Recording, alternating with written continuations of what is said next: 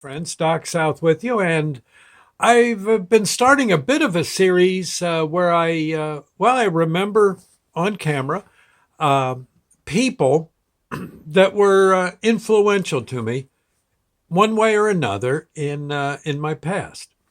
Uh, usually usually inspirational in a good way, right? They somehow made my life a little better. And boy, I'm going back far now, going back into the 1940s. Yeah, I was born in 1946, you know. Yeah, so I was a war baby. my, my, my father climbed out of his Corsair and, mom was there. And next thing you know, here I am. They, and that happened oh my gosh, all over this great country. After the war, boy, forget this army stuff.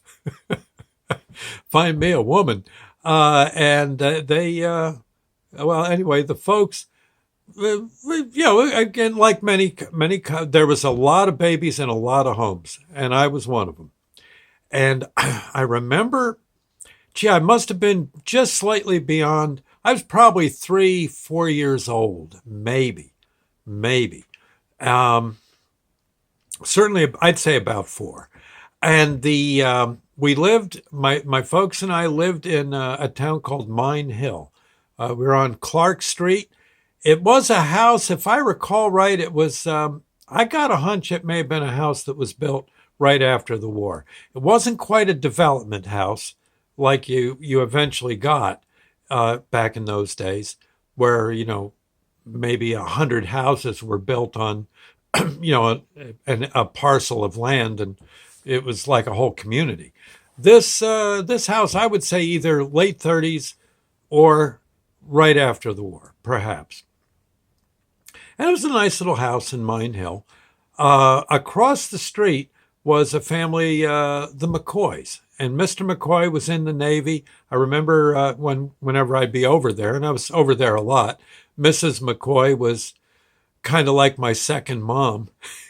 And I just barge in the house, hey, hi, Miss McCoy, how you doing? Oh, fine. Stuff like that. And their kids, marched into our house, right? And I remember I remember one night at home.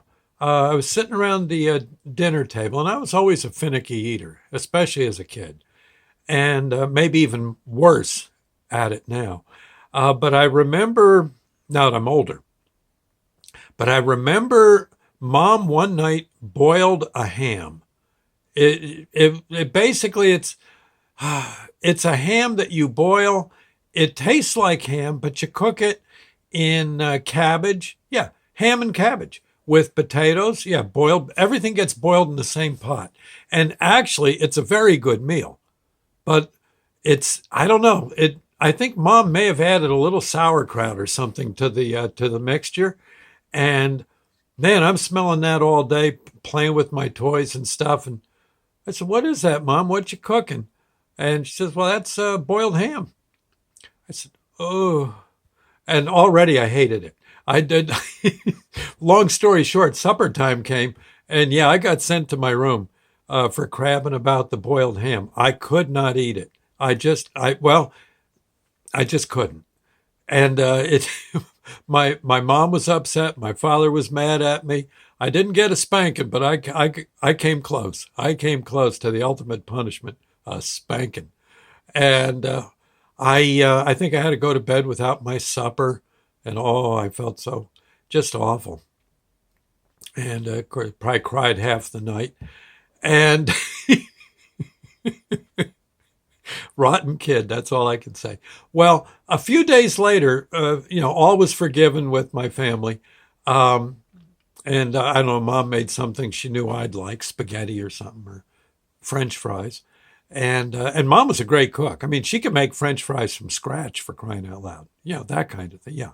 Potato chips. Yeah, she could make potato chips. Mom was a good cook. It's just boiled ham and cabbage with potatoes. You got to be kidding me. Well, One day I go walking into the McCoy's house. Again, just unannounced. Hi, Miss McCoy, what you doing? She's cooking, and oh my God, all of a sudden I take a whiff of the aroma in the house. I said, "Are you cooking boiled ham?" Oh, oh. And she says, "Well, no. Is that what you think you smell?" It's, yeah, yeah, it smells. Oh man, I'm not eating here. Yeah, again, I'd invite myself for dinner. So I just uninvited myself. And Mrs. McCoy said, she says, I was talking to your mom about that. Did she send you over? I said, no, well, she said I should go play with Jackie. Well, then she sent you over. I just wanted to tell you something. This actually, what I'm cooking, isn't boiled ham. It isn't? No. She says, does it smell like boiled ham? Yeah, I said, a little. She says, no. She says, must be something wrong with your nose. She says, listen, what this is goose ham. Goose ham? Oh, it smells like that ham mom made, boiled ham. She says, no.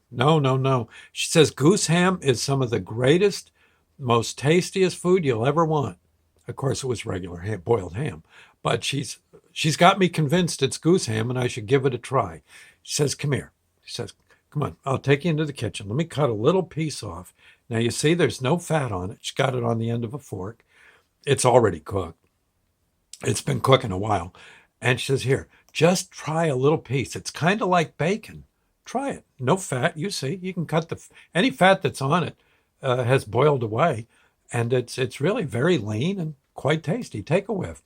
It still smells like boiled ham. It's goose ham. I'm telling you. I said, well, okay, I take a bite. Hey, this is good. Could I have another piece? And next thing you know, she's got me down. I'm invited for supper. And I ate that doggone boiled ham till it squirted out my ears. The McCoys were shocked at how much I could put down. And at the end, I said, this goose ham is great, Mrs. McCoy. Oh, no, I called her Jen.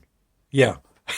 I didn't say Mrs. McCoy or Mr. McCoy. No, I always used people's first names.